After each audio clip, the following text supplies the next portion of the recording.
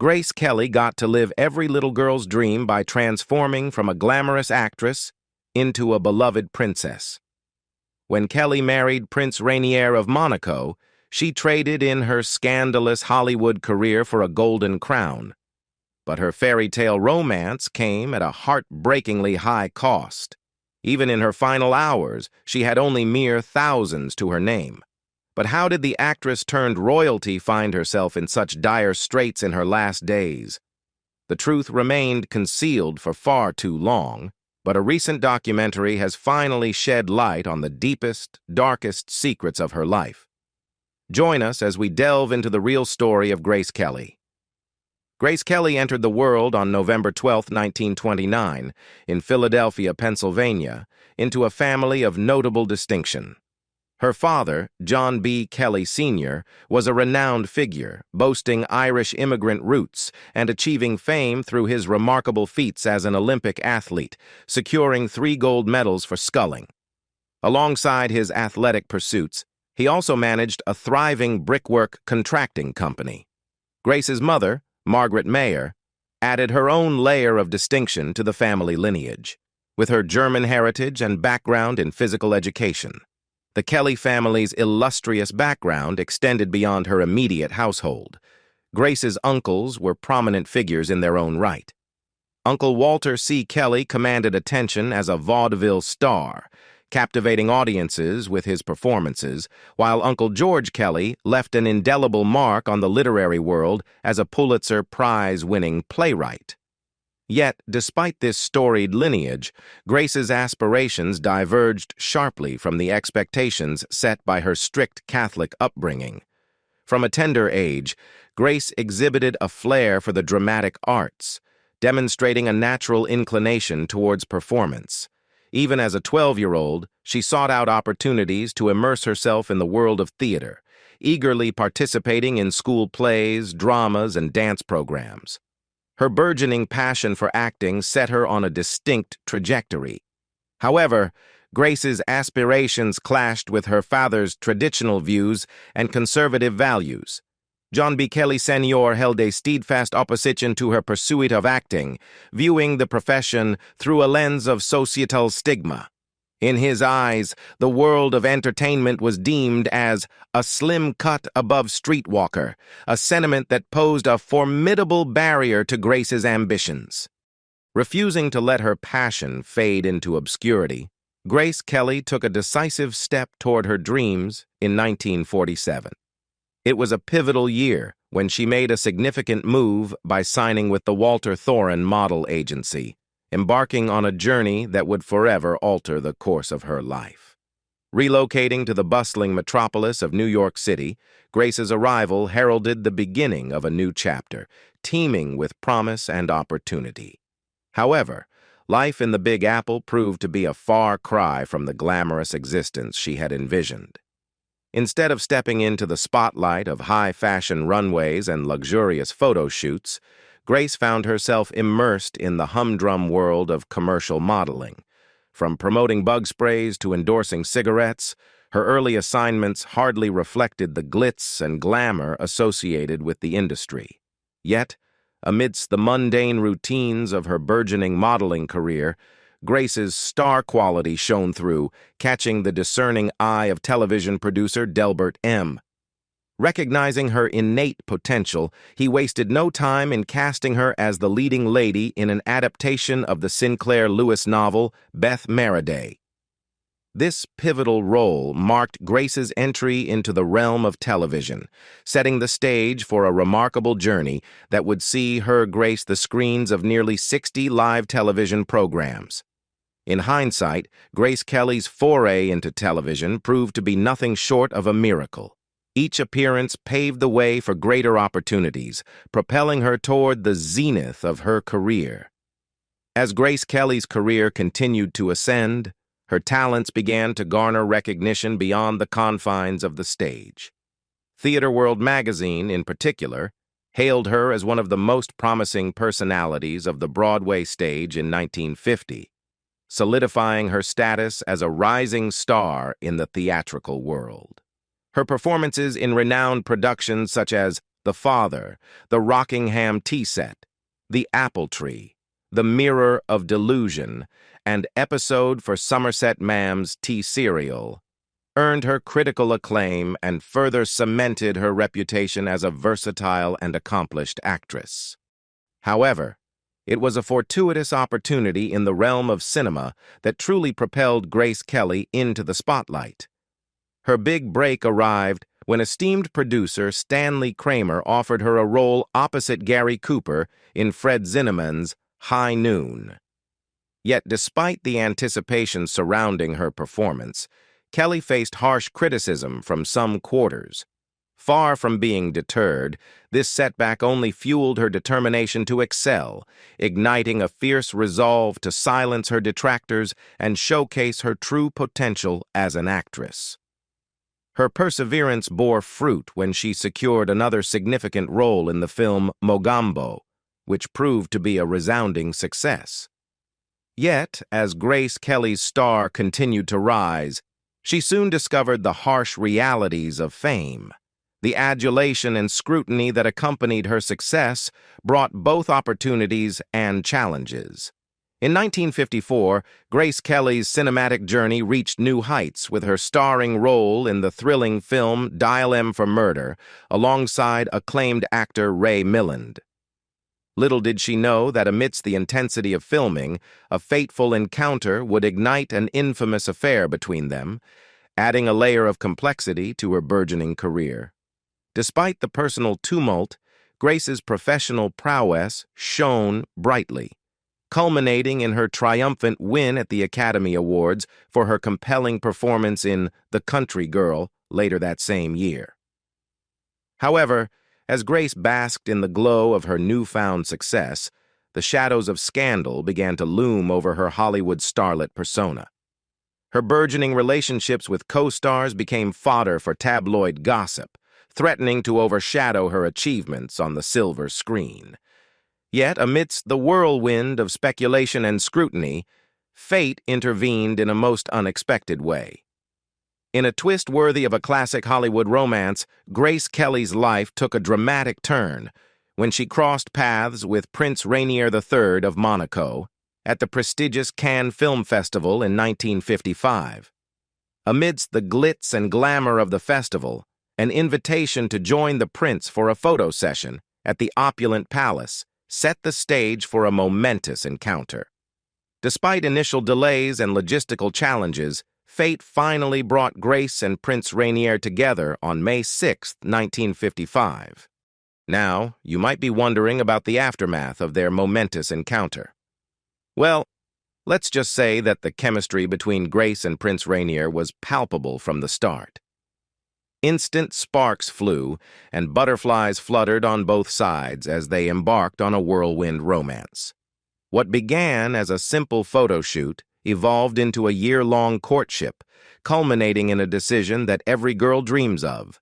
They chose to embark on a lifelong journey together. In adherence to Monaco tradition, their union required two ceremonies, civil and religious.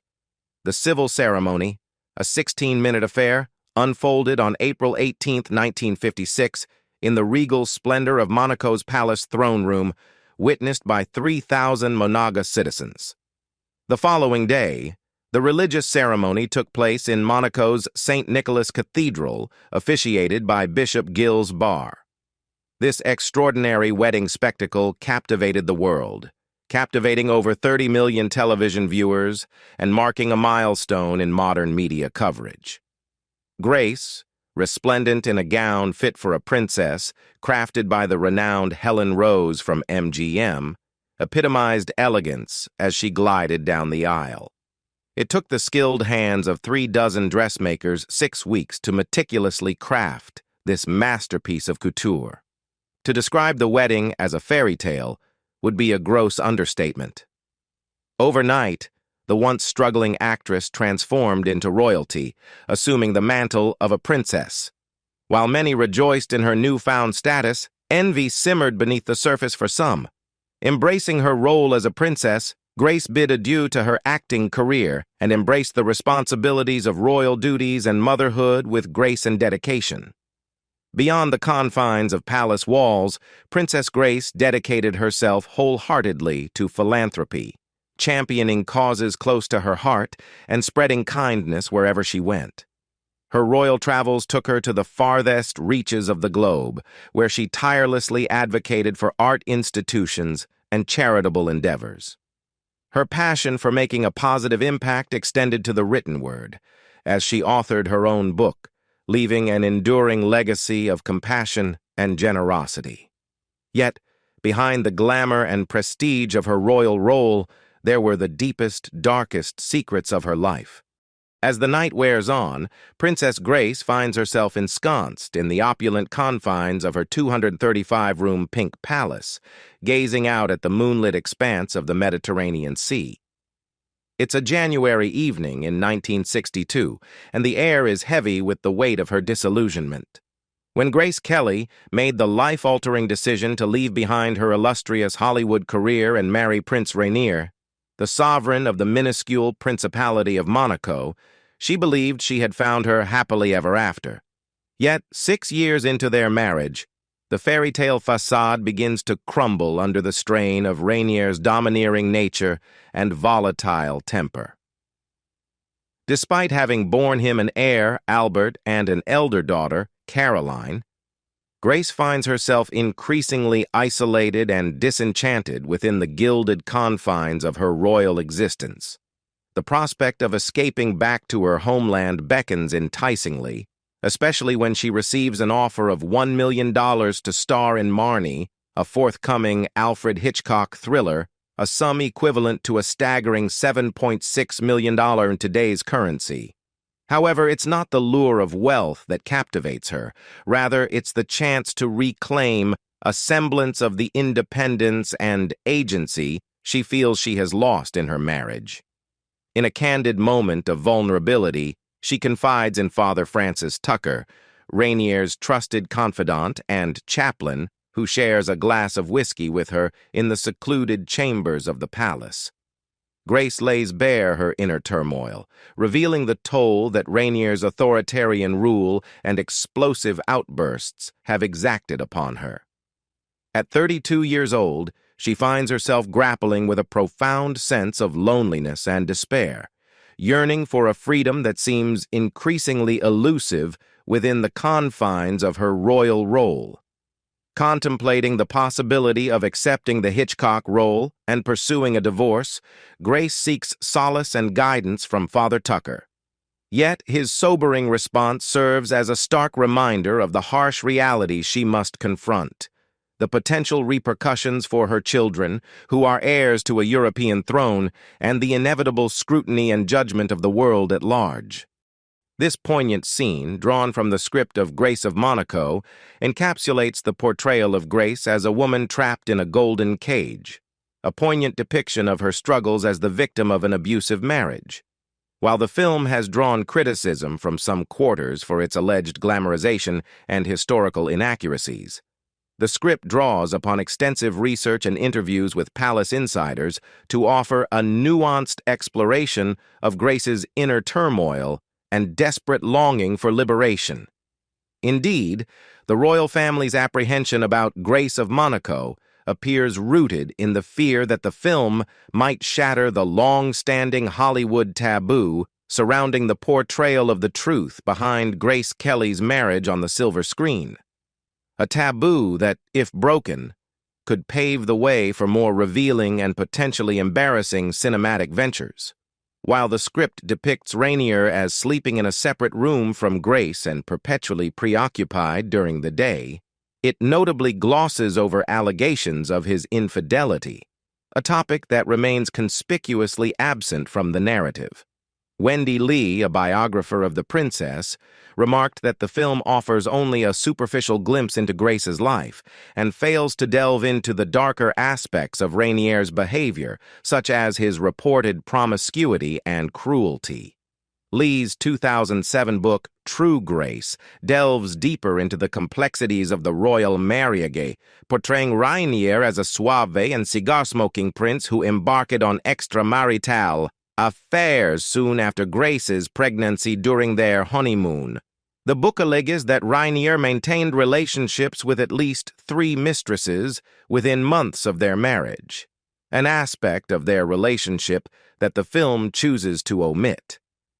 Struggling with loneliness and homesickness, Grace finds solace in the kitchen, preparing pumpkin soup and other American dishes for Rainier, whom she affectionately calls Ray in rare moments of tenderness. However, the climate in Monaco proves challenging for Grace. She battles conjunctivitis, hay fever, and insomnia, further exacerbating her feelings of discontent. In a rare moment of vulnerability, she begins composing a secret letter to her mother, expressing her misery and desire to end her marriage. Alfred Hitchcock's arrival offers Grace a glimmer of hope for escape. Offering her the lead role in a lucrative film, he presents her with a chance to leave Monaco behind. But as Grace contemplates her options, she questions whether her unhappiness is evident to others, to which Hitchcock responds with concern for her well-being. Yet, Grace's marital woes extend beyond Rainier's temper tantrums and frequent absences. As depicted in the script, she must adhere to strict rules, including refraining from voicing her opinions and constantly smiling at Rainier's side. This stifling environment further strains their relationship. During a New Year's Eve party, tensions between Grace and Rainier escalate when she engages in a debate with French President Charles de Gaulle. Rainier's subsequent outburst underscores his expectations of her compliance and subservience. Reports from some biographers suggest that Rainier's controlling behavior bordered on violence. An alleged incident during a tennis match, where he aimed a ball at Grace's face, hints at a darker side to their relationship.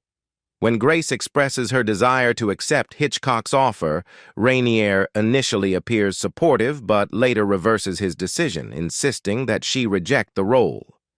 Despite Grace's attempts to assert her independence, the palace's interference ultimately derails her plans.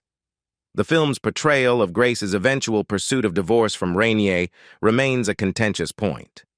While the script draws from various sources, including a book published under a pseudonym in France, the precise details of Grace's intentions remain speculative.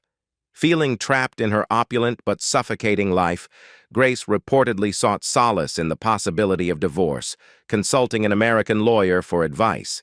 However, upon learning that she risked losing custody of her children, she reluctantly abandoned the idea, resigning herself to her fate in Monaco. As the world mourned the tragic loss of Princess Grace Kelly on September 13, 1982, at the age of 52, details of her untimely demise unfolded, revealing the harrowing circumstances of her final moments. Driving back to Monaco from her country home, but fate had other plans in store. It was during this journey that tragedy struck. A mild cerebral hemorrhage seized Princess Grace while behind the wheel of her 1972 Rover P6 3500, causing her to lose control of the vehicle on the winding roads. The car careened off the steep mountainside, hurtling downward in a fatal plunge. Despite efforts to save her, Princess Grace succumbed to a second, more severe hemorrhage shortly after arriving at the Monaco hospital. Amidst the grief and shock of her passing, a startling revelation emerged, sending shockwaves through the media and the public alike. Despite her illustrious career as an actress and her status as a royal princess, Princess Grace Kelly was found to have virtually nothing to her name at the time of her death. With only a mere $10,000 in her accounts, questions arose, prompting speculation and inquiry into the circumstances surrounding her financial situation. The revelation of Princess Grace's modest financial holdings at the time of her death left many puzzled and intrigued. How could someone of her stature who had achieved fame and fortune find herself with such limited assets? The revelation of Princess Grace's modest financial holdings at the time of her death sparked a wave of speculation and intrigue that lingered for years, leaving many questions unanswered. It wasn't until a recent documentary in 2021 that the truth about Princess Grace's missing money finally came to light, igniting a media frenzy and captivating audiences worldwide. The documentary uncovered the shocking reality that Princess Grace had lost her entire fortune, all in the name of love. Despite the royal family's immense wealth, they demanded a substantial dowry for Princess Grace to marry Prince Rainier. True to her deep affection for the prince, she willingly paid a staggering $2 million, equivalent to about $20 million in today's terms, just to be with him. This significant sum not only depleted her entire savings, but also wiped out her inheritance, leaving her with virtually nothing to her name. While some may have viewed her marriage as a stroke of luck, the truth revealed a different story. Princess Grace had sacrificed everything she had worked for, her career, her dreams, and her hard-earned money, all for the man she thought was the love of her life. How did Kelly want to be remembered? In a poignant and reflective moment less than 3 months before her untimely passing, Grace Kelly shared her thoughts on how she wished to be remembered during an intimate conversation with Pierre Salinger for 2020. Despite her usual reluctance to grant interviews, this exchange provided a rare glimpse into her inner thoughts and aspirations. When Salinger posed the question of how she wanted to be remembered, Kelly's response revealed her deeply held values and priorities. She expressed a desire to be remembered foremost as a devoted mother and grandmother, emphasizing the importance of her legacy through her family's memories of her. Kelly wished to be recognized for her efforts to fulfill her responsibilities with diligence, understanding, and kindness.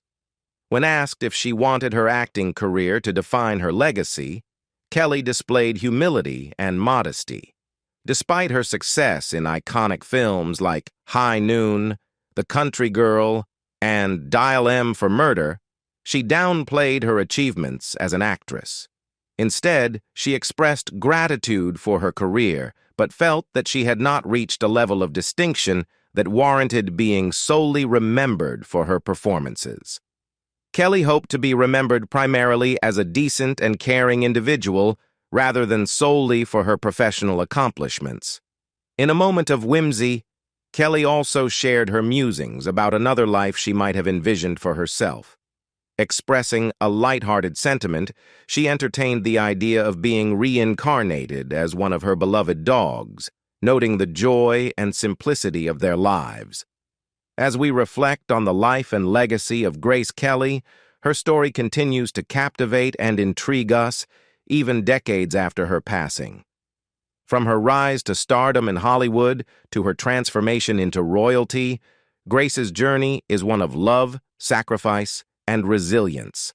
As we commemorate her memory, let us ponder the question: how do you think Grace Kelly's life and choices have influenced perceptions of love and royalty? Share your thoughts in the comments below. And don't forget to like and subscribe for more captivating content about Grace Kelly and other iconic figures of history. Thanks for joining us. Until next time, bye.